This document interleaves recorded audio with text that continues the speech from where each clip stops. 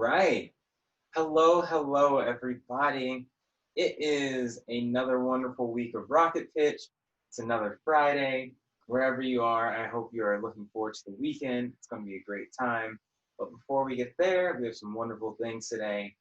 So, if you don't know me, I'm Tyler Stanfield. I am the program coordinator for Rocket Pitch. It's a weekly competition where we have different speakers and they'll give a 2-minute presentation on an idea of their choice. And so this is just one of the programs we host at the Entrepreneurship Center that allows students to explore their entrepreneurial thinking and to grow and develop those skill sets and knowledge.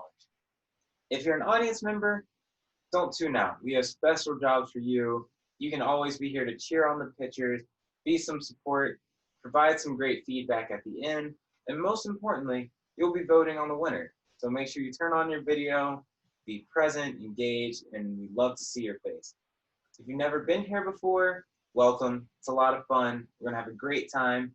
There's a $100 cash prize at the end for the winner, but as always, not about the money. It's about continuing to develop and grow these ideas. Without Ferguson, this would not be possible. We thank them for their continued support, partnership, and we also have some wonderful entrepreneurship coaches here with us. I'd like to thank Andrew Lloyd Williams, Mike Desher, Terry Walker, Michelle King, and valued alumni Jake Wayne. Thank you all for being here with us. We really appreciate it. That being said, what is a good rocket pitch? Well, a good rocket pitch addresses 4 main aspects: problem, market, current solutions, and near solution. There's 2 minutes for a pitcher to go through all these aspects, and the more effectively they touch on each of them, the more favorably you should view them when judging. And if they start to go a little bit over, again, no hard feelings, love you all, but I will have to mute you in the fairness of the competition. That being said, we're going to go ahead and start out today with Dan Kelly. And I want to throw it back a little bit today. In the spirit of entrepreneurial thinking, sometimes you just have ideas on the fly, and that's all right. If you really feel that you can bring your idea and beat some competition today, then just send me a DM in the Zoom chat. I will be here. I am ready. I love hearing on the spur pitches because sometimes they end up winning, because if you understand problem, market, current solutions, and your solutions, you can be a winner. That being said, we have Dan Kelly. He's an MBA second year, and he is presenting MOC. Dan, let me know when you're ready and kick you off. Imagine learning a foreign language. For most of us, it is often difficult and confusing. The only way to truly become fluent in that language is to immerse yourself in that culture. Just like learning a foreign language, working for a company requires you to communicate in their native tongue, so to speak. For example, working for a company that each of these software packages developed by marketing operations companies could be treated like a totally distinct language. Now, here's where it gets interesting. There are over 8,000 marketing operations softwares available in the market today. And job applicants fall into what I call the hiring gap, this problem. Marketing operations careers require experience with some of these packages, but the only way to gain that experience is to work for a company that uses that software. Currently, the only options available are to test users' knowledge of the tools and nothing about hands-on application or experiential learning. The solution is MOC, or Marketing Operations Certificates. This educational service provides users a multi-week dynamic learning environment with individualized simulations to test proficiency effectively, including on-call coaches when something gets lost in translation. As a MOC graduate, applicants are more marketable and ready to hit the ground running their first day on the job. MOC would sell to individual people who wanted to better themselves, partner with software companies, and add a subscription to businesses for new hire training. So let Mock help you learn these new software languages today. Thank you. All right. Thank you, Dan. Yes, I love seeing the support from our coaches. It's great to see. Great to see. All right. And last call for any spur of the moment pitches. I know there's some great ideas in the audience today, but no one wants to share. We'll give you another minute or so to think it out. In the meantime, thank you, Dan. We're going to go ahead and go into the feedback session. We have time today, so let's have some judges really just bolster Dan and see all that we can help him with today. Yeah, Mike, start it off. So, Dan, had we not known who you were, I wouldn't know who you were because you didn't introduce yourself. And I'm not sure if you were aware of it. It's a technical glitch, but your screen was blank. So we couldn't follow any slides.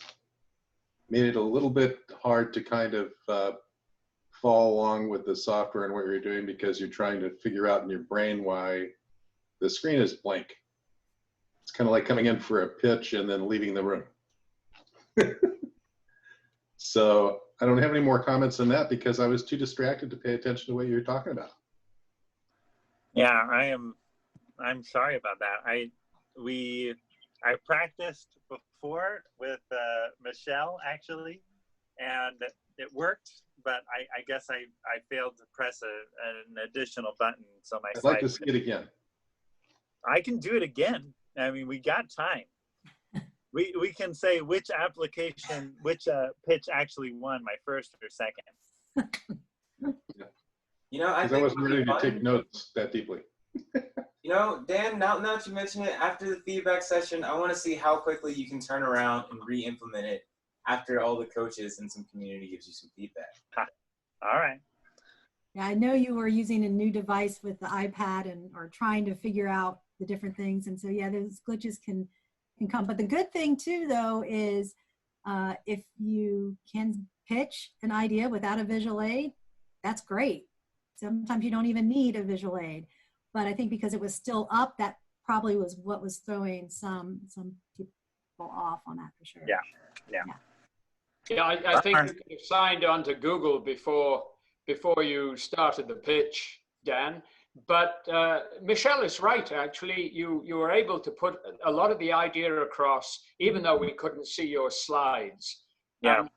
I have to wonder, though, how long it's going to take the average person to become sufficiently proficient that they can really move into a job.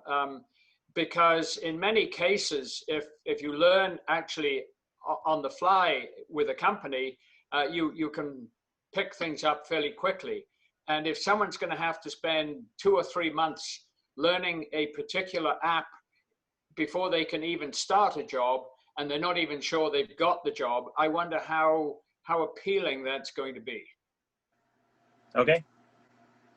Graham shared something. Yeah.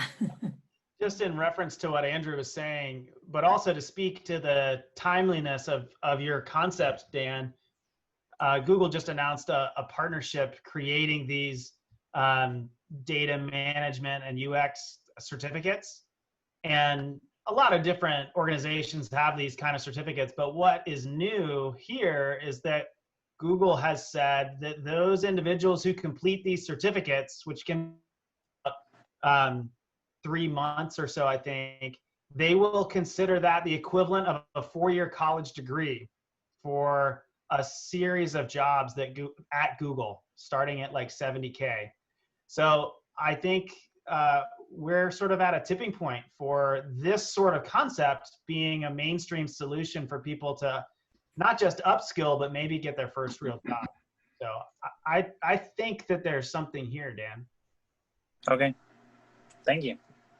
To address what Andrew was saying, when I was working with Dan and we had a lot of questions back and forth so I could understand it, and trying to put all that into 2 minutes, he did a great job on that. I think that it's more of with the applicants, if they know they are going to go to a particular company and I'm going to interview for this company and I know they use that software, I want to have an edge up. So I would go to Mock, get this software language, go through that training, if you will, so I can come in. And yes, learning on the job is great, but if I have some foundation of that language, I can probably pick it up quicker.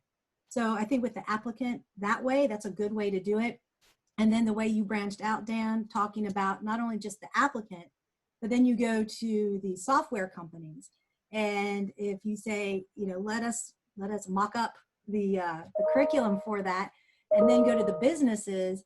If they hire someone new, they say, okay, when you start in 2 or 3 weeks, complete this mock curriculum, and then we'll put you, you know, right in, hit the ground running. So it could save some time and energy in doing that, as well as the software companies could give the bigger businesses a discount if, hey, if you use these mock, you know, reviews or whatever, then they can get a discount on that subscription.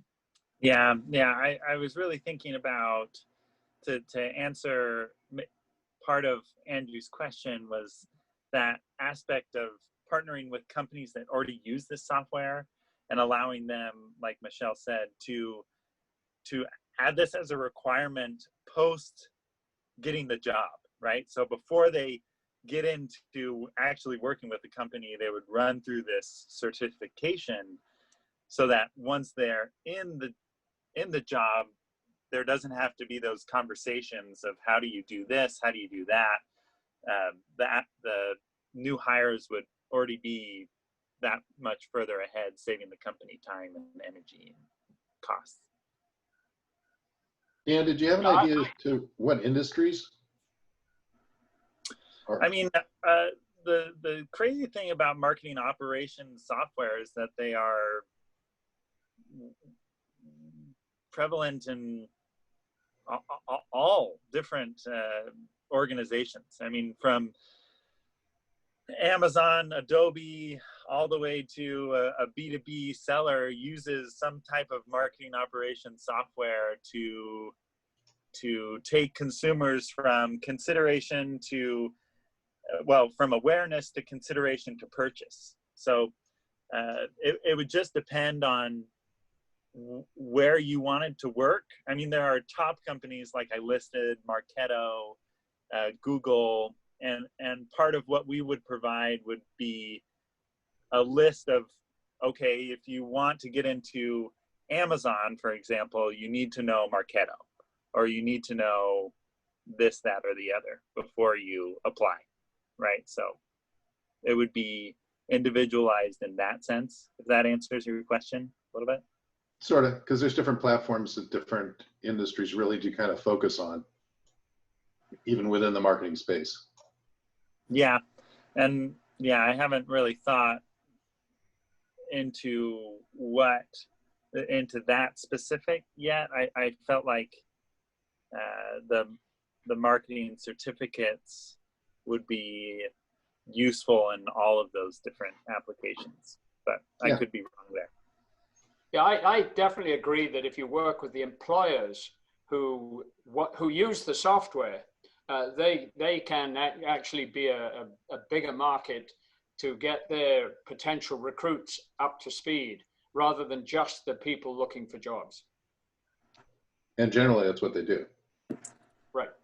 Just to piggyback on what Mike was saying about the customer segment focus, Dan, that can also help you clarify more about what is the true value proposition, because depending on a particular sector, a particular group of people, they would resonate with something that's maybe a little bit different than just anybody who's trying to learn, you know, software for marketing. So the niche helps you fine tune your language, your value proposition. It also helps you fine tune your distribution channel. So how you would reach someone in one sector might be different than how you would reach somebody else in another. So this idea of truly knowing who your target customer is important on a number of fronts. Yeah. All right. So, interestingly enough, and I love this, we have a member here today who would love to pitch. And, you know, I love this because here we have entrepreneurial thinking at its finest. I'm not going to take up his time. Kirk, go ahead and introduce yourself and what you have for us today. Sure. Sorry, this is kind of on the spot here. I just kind of figured I'd listen in, but since they were saying that we can go ahead and give a pitch on the spot, I figured I'd go ahead and give it a shot. So my name's Kirk Montrose. I am a second-year student with the William & Mary Flex MBA program. I'm also a software engineering manager, and I'm here today to kind of present my idea for a software application I've been kind of developing on the side. So picture this. Imagine you, and this has happened to me many times, are a new engineer working for a new firm, and you're working remotely. And this is all before COVID. I worked remote on many jobs. And you are held up to some kind of performance expectation. How do you specifically know what the company wants you to do and what metrics that they expect you to meet in your job? So for example, when I'm doing this in every other previous firm, I usually get like a Word document or some kind of spreadsheet that my manager would say, okay, meet these requirements and we'll get back to you in like 6 months, 12 months. That's nice, and I kind of have a layout, but it would be great if I had something more interactive. And also on the flip side, it would be great if the management had some kind of application where they can go ahead and develop these KPIs, these key performance indices, and say, okay, create them and then send them out. So my idea for an application is basically a way to manage KPIs for your employees. So how this would work is from an end user, you would log into this web application and you would get a list as a new employee for this company of everything that's expected of you. This could be stuff like, does he show up to work on time? Do they show up and dress properly? Anything along those lines. The more technical things is how's their code? Do they do proper unit testing? Do they make mistakes? And you could tweak these to give values as in more of like just a commentaries like, oh, I think they do great, or some kind of number value where it's like 1 to 4. And what happens is all those metrics get rolled in together depending on what the company does to say, okay, this person's performing at or above or below expectations. And all this is managed in real time. So your boss, you can complete a good project and they could be happy with you. They could log right onto the system and put a positive mark on your KPI chart. So what happens is that as an employee, now I have a quick and real-time feedback of what I'm doing. And as a manager, I can keep up to date with ensuring that my employees understand if they're meeting my current expectations or not. And with this allows you to set up, oh, should I stop? Okay, sorry, I thought I saw you.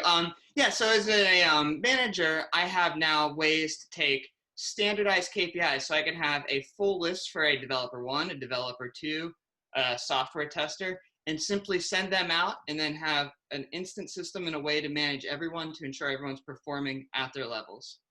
Thank you. Sorry, that was on the spot. I didn't think I was doing that today, so. Perfect. I realized I was muted after the fact. I was saying 10 seconds, 5 seconds, but oh, sorry, I didn't. No worries, no worries. Thank you for presenting. Yeah, I'd love to hear feedback. Yeah, coaches. I actually had a question. Were you thinking this was an application you were going to build? Web application, yeah. And this is also, I forgot to mention it too, is this was be targeted, because I know there's software out there for large applications, but I know it's, or for large companies that can use, like I think Microsoft has some products for this, but the goal is to target this to small to medium-sized consulting firms that have remote employees that aren't really at the office to constantly hear feedback, but have some kind of way to access that feedback. So that would be like really the target market for this. Any more coaches? Did you happen to have a name? Or Mike, did you want to go? You're on mute. I didn't know if you were trying to. I'm talking over you on mute. You go ahead. I'm just talking to myself. Oh, okay. That's normal. All right, we got that.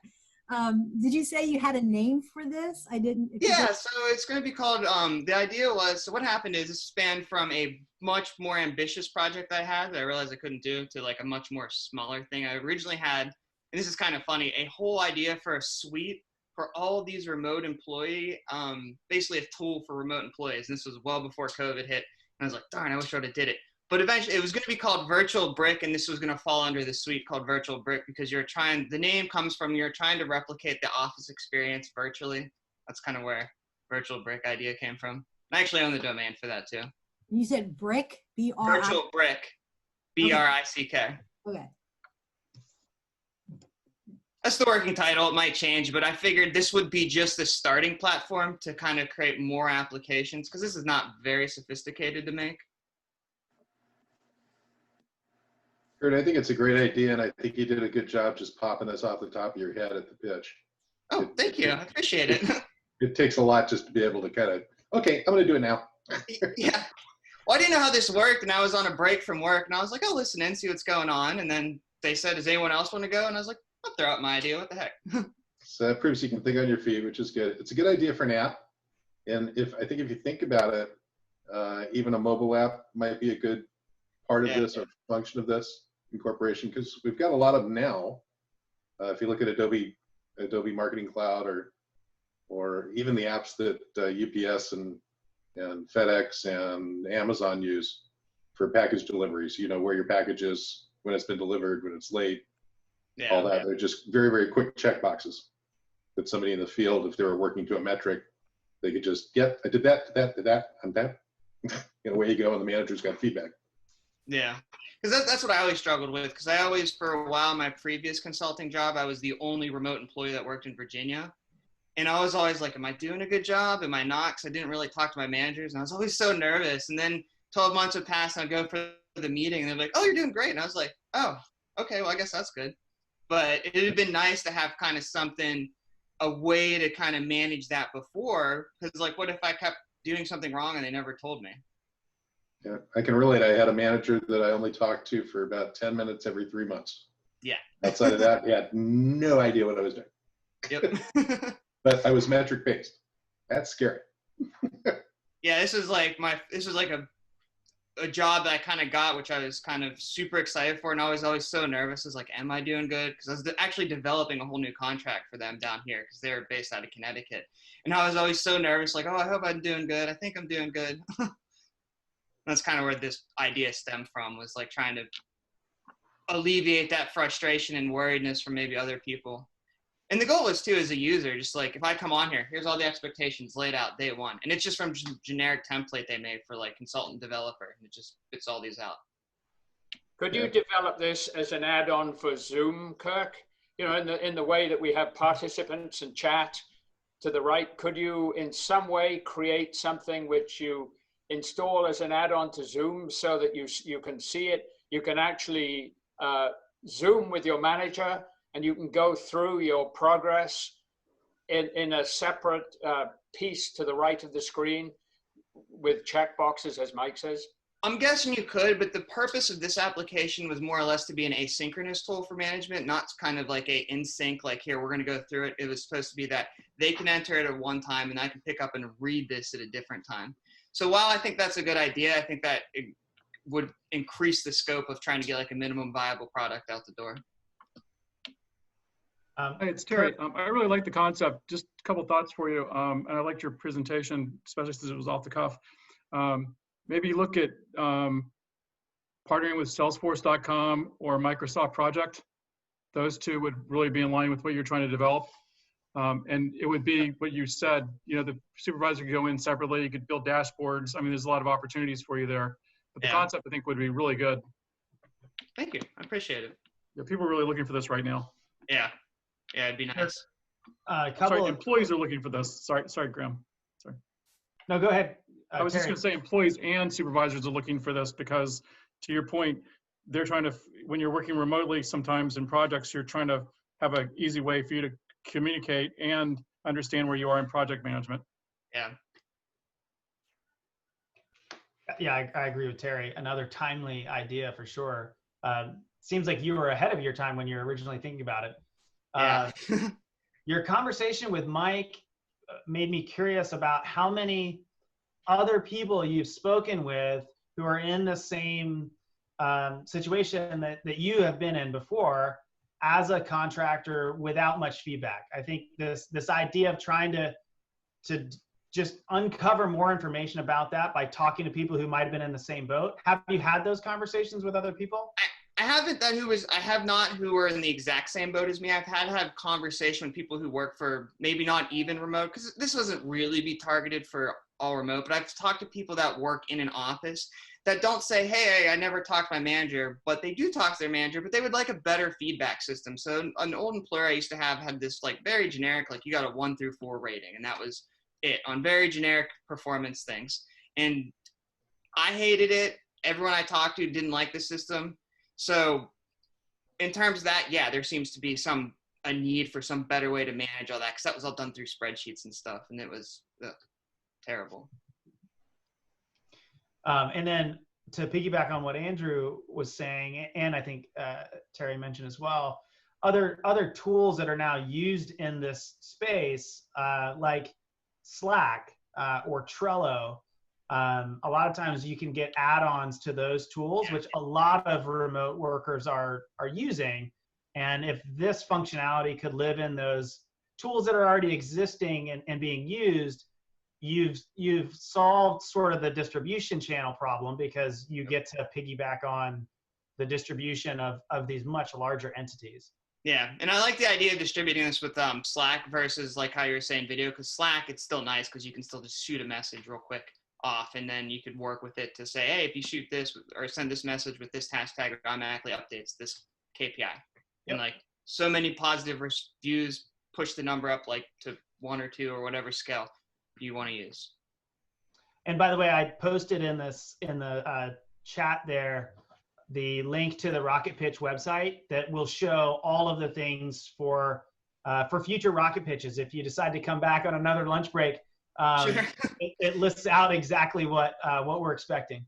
Perfect. Yeah, I'll definitely take a look at that. I've already actually started writing up some of the application for this. Been working on the API around like how to manage doing the KPIs and working with some calls back and forth. But yeah, when I get it more refined, I could definitely come back. I've only been working on this for like a couple of weeks, really. This specific idea. All right. Thank you. That's a wonderful feedback from all the coaches. Yeah, thanks everyone. I do, Dan, you'll still get to repitch in just a second, but in all fairness, gotta let I don't know, I assume, anyways, community members, if you guys have anything you want to say, I can give a moment for a comment or two from community.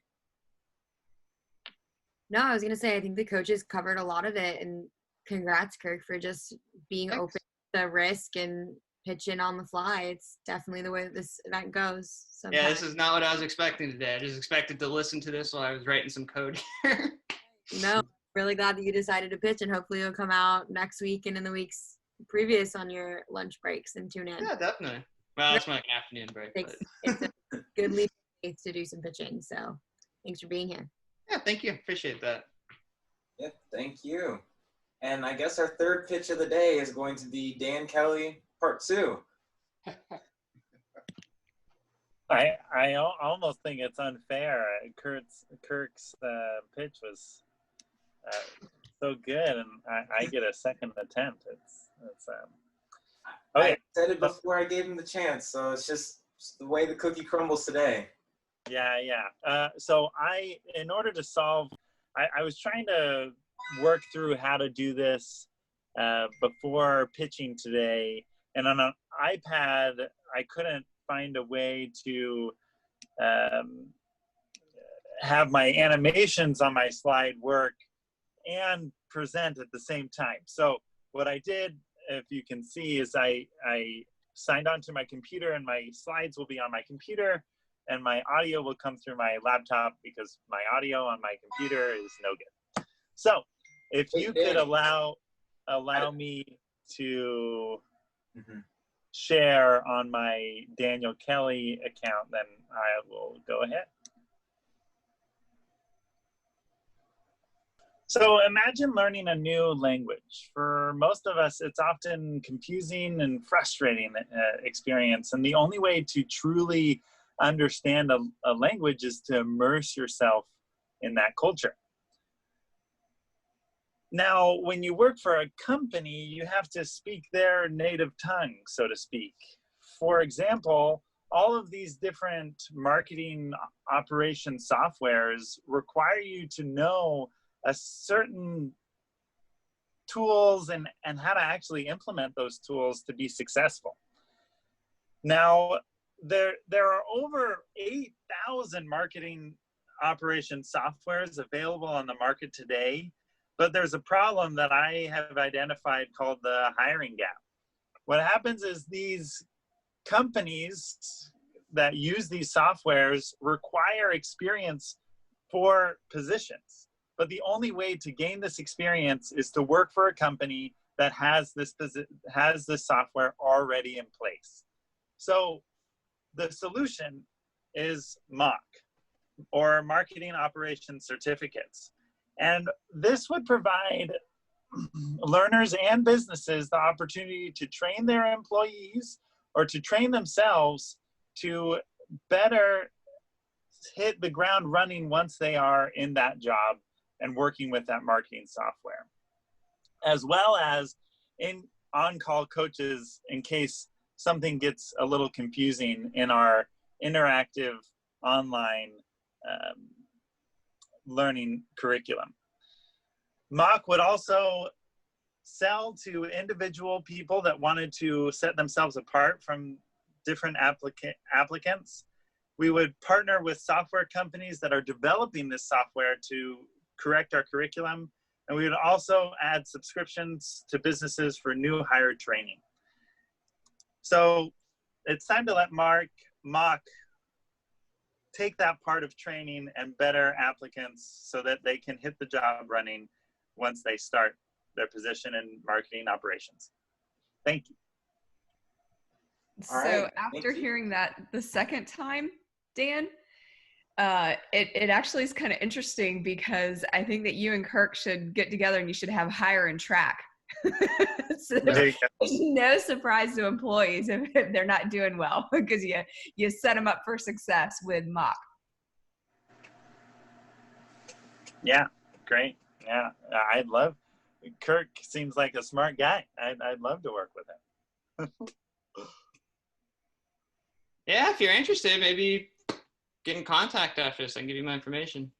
Yeah, for sure. So we love to see entrepreneurial connections and ideas being born. Can I get one more coach to comment and then one person from the community, and then we'll head into the next stage? Yeah, Dan, thank you, because now I understand what you're doing. And it's a good idea. Sorry about that technical glitch. I felt like you see me, but you couldn't. It's all good. Don't get me wrong. It wasn't your problem. It was my problem. I should have been looking at your face on the screen. Would have helped me. It's not me. It's you. No. Well, I was just I like how at the very end too, you did that callback of like the last thing that, let MOC be. Yeah. Do that. So that was good that you brought it right back around there. Yeah. All right, one person from the community. Any comments, feedback? Well, I'll hop in again if it's okay and just say that I actually liked seeing Dan, you talk as we were seeing your slides. That's something new that we've never seen on Rocket Pitch. And it's just the way you did it. And that was fantastic. And also, the first time you pitched and you didn't know that we couldn't see your slides, but you pitched anyways, and I've seen so many pitches happen in front of investors where something technically goes wrong. So keep doing that. Keep rolling with, whatever happens, right? Stay in the saddle when you're riding the wave of chaos, and you'll continue to do great. Thank you. All right. Thank you, everybody, for the feedback, part 1 and part 2. Dan, you should be very well equipped by now. So we're going to vote, and the voting criteria are still the same. Who addressed the problem, market, current solutions, and their solutions the best. The emphasis is always on, who achieved that. And don't for the pitchers, don't let your ideas stop here. Refine them, bring them back next week. Maybe next week you come back as a joint pitch, and that would be really cool. So that being said, we're going to go ahead and launch the poll. And while that's up, if you look in the chat after you finish voting, there's a new member registration link.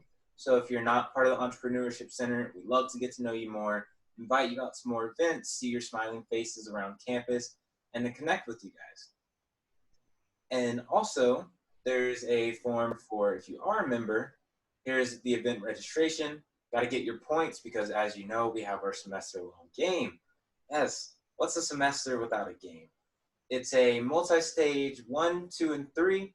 As you progress throughout the stages, you become more and more aware of who we are at the EC, how you can get involved, and just more ways that you can develop your own skill set. And if that's not enough incentive, which I don't know why it wouldn't be, there's a special event at the end, and we'll make sure that you're well connected with notable alumni, and you can continue to grow and develop your ideas from there. Last event I want to plug for now is there's actually a leadership panel coming up hosted by the business school, and I believe that Graham himself is speaking at it. Am I right, Graham? I'm moderating the panel, so I guess my voice will be heard, but it's not my ideas that you'll be listening to. Well, you'll still be there, and that's what counts. And other staff, faculty will be there as well. It's going to be a great time. It's very informative. It talks about COVID-19 and how that's affected Virginia's small businesses. So be sure to tune into that as well. That being said, let's see how the poll's doing. We still have 2 more people that we're waiting on. I know it's a hard choice, but... Oh, I wasn't going to vote since I pitched. Sometimes you have to be your own #1 supporter, and that's okay. I mean, I guess I could vote for myself. That is all right. Unless you thought that Dan won, I mean, Kurt, you should vote. Kurt, you should vote for yourself. Dan, I liked it, but I have to vote for myself. Sorry. No shame in that at all.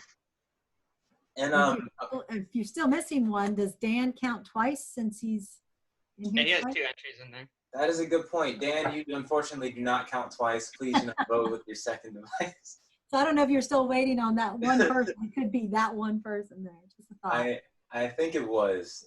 Yeah, I think because you allowed me to share my screen, I couldn't vote on either of my things, but it doesn't matter. It's all good. We'll just add a +1. How about that? Sure. And also, whoever the winner is, please do stick around. We want to give you some information at the end.